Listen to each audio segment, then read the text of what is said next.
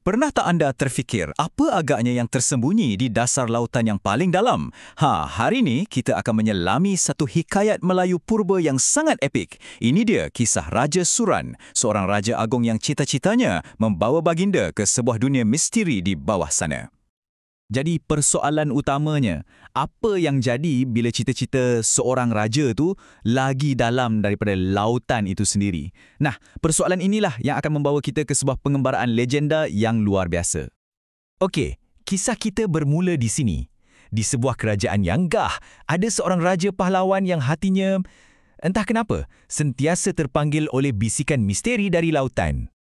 Jom kita kenal dulu siapa hero kita ni, Raja Suran. Baginda ni bukan pemerintah biasa-biasa tau. Tengoklah gayanya, mahkota agung, kerismas, memang nampak berkuasa dan penuh karisma. Tapi perasan tak pandangannya tu? Matanya tak pandang ke tahta atau rakyat, tapi jauh merenung ke laut. Macam ada sesuatu yang memanggil-manggil. Akhirnya, Raja Suran pun buat keputusan. Panggilan laut tu dah tak boleh diendahkan lagi. Jadi, baginda pun keluarkan satu titah, satu arahan rahsia yang berani untuk membina sesuatu yang akan membawanya meneroka ke kedalaman lautan yang tak pernah sesiapa pun jejaki sebelum ni. Untuk misi mustahil ni, baginda panggil tukang diraja yang paling hebat, pandai dan utus. Siang malam mereka bekerja, bukan untuk membina kapal biasa, tapi sebuah bahtera kaca yang ditempa dari kristal. Direka khas untuk menahan tekanan dasar laut dan membawa raja dengan selamat ke alam yang tak diketahui. Dan sekarang, tibalah saat yang dinanti-nantikan. Dengan segala persiapan dah siap, Raja Suran bersedia untuk buat benda yang tak pernah dibuat oleh mana-mana raja sebelum ni. Meninggalkan dunia daratan untuk terjun ke alam dikayang yang penuh misteri. Tapi, baginda tak buat perjalanan ni sorang-sorang. Di sisinya, ada seekor kuda sembrani yang mistik. Seekor makhluk ajaib berwarna putih berkilauan yang dikatakan boleh merentasi sempadan antara dunia kita dengan dunia gaib. Cuba bayangkan sekejap. Raja Suran dan kuda sembraninya meluncur laju atas ombak dan kemudian, zup, mereka terjun ke dalam sebuah pusaran cahaya yang berputar-putar. Ini bukan sekadar terjun ke dalam laut biasa ya. Ini adalah pintu gerbang ajaib yang membawa mereka ke sebuah alam lain. Apa yang menanti baginda di seberang sana? Bukan gelap gelita, tapi sebuah dunia yang, wow, sungguh menakjubkan. Selamat datang ke Bumi Dika, sebuah kerajaan megah di bawah ombak. Penghuni pertama yang Raja Suran jumpa ialah kaum Busum. Mereka ni makhluk laut mistik dengan mata besar yang bercahaya dan kulit biru kehijauan. Mereka ni penjaga laluan bawah laut. Tapi mereka tak bermusuh pun. Malah mereka sambut raja dari darat ni dengan penuh hormat dan rasa ingin tahu. Mereka lah yang jadi pemandu arah baginda di dunia baru ni. Dekat sini kita boleh nampak betapa bezanya dua dunia ni kan. Di atas, kerajaan Raja Suran disinari mentari keemasan dengan bunyi deruan ombak. Tapi di bawah sini, di Bumi Dika, semuanya sunyi, tenang. Cuma diterangi cahaya mistik dari terumbu karang yang bercahaya. Sangat-sangat berbeza. Mestilah setiap kerajaan ada rajanya kan? Di Bumi Dika, pemerintahnya ialah Raja Aktabul Ard. Dengan jubah berwarna lautan dalam dan janggut putih panjang yang terapung-apung lembut dalam air, baginda memerintah dengan penuh wibawa dari singgasana mutiaranya. Maka, di dalam sebuah istana yang dibina dari mutiara dan terumbu karang, dua raja dari dua dunia yang berbeza pun bertemu, bukan dengan senjata, tapi dengan rasa hormat yang tinggi.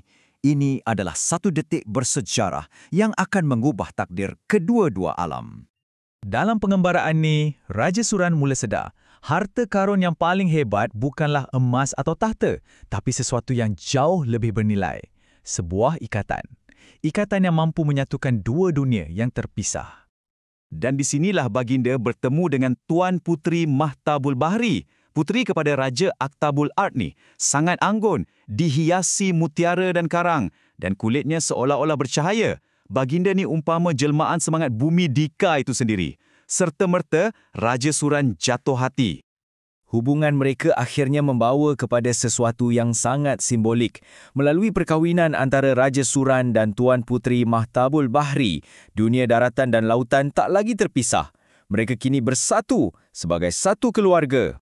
Dan hasil daripada penyatuan ni, lahirlah sebuah keluarga diraja yang sangat unik. Anak-anak mereka menjadi bukti hidup gabungan dua bangsa yang berbeza membawa warisan darat dan laut dalam darah daging mereka. Jadi, pengembaraan dah selesai. Tapi apa legasi yang ditinggalkan? Jom kita lihat kesan jangka panjang daripada perjalanan Raja Surani. Satu warisan luar biasa yang merentasi daratan dan juga lautan. Ini membawa kita kepada satu soalan yang lebih mendalam, kan? Macam mana sebenarnya kita ukur sebuah legasi sejati? Adakah dengan harta dan kuasa? Atau ada benda lain yang lebih penting? Bagi Raja Suran, jawapannya ada pada nombor ini. 3. 3 orang anak. Satu generasi baru yang ditakdirkan untuk memerintah bukan hanya dengan kuasa daratan tapi juga dengan kebijaksanaan lautan yang diwarisi daripada ibu mereka. Teras kepada legasi mereka ni dikenali sebagai amanat warisan. Ini bukan sekadar gelaran ya. Ia adalah satu amanah suci yang diwariskan turun-temurun. Satu gabungan unik antara kebijaksanaan darat dan misteri laut. Inilah takdir dan tanggungjawab mereka. Untuk pastikan warisan ni takkan luput, Raja Suran telah memanggil Raja Jin Asmakhyah Peri yang sangat berkuasa. Baginda meminta jin mistik ni untuk mencipta sebuah artifak ajaib.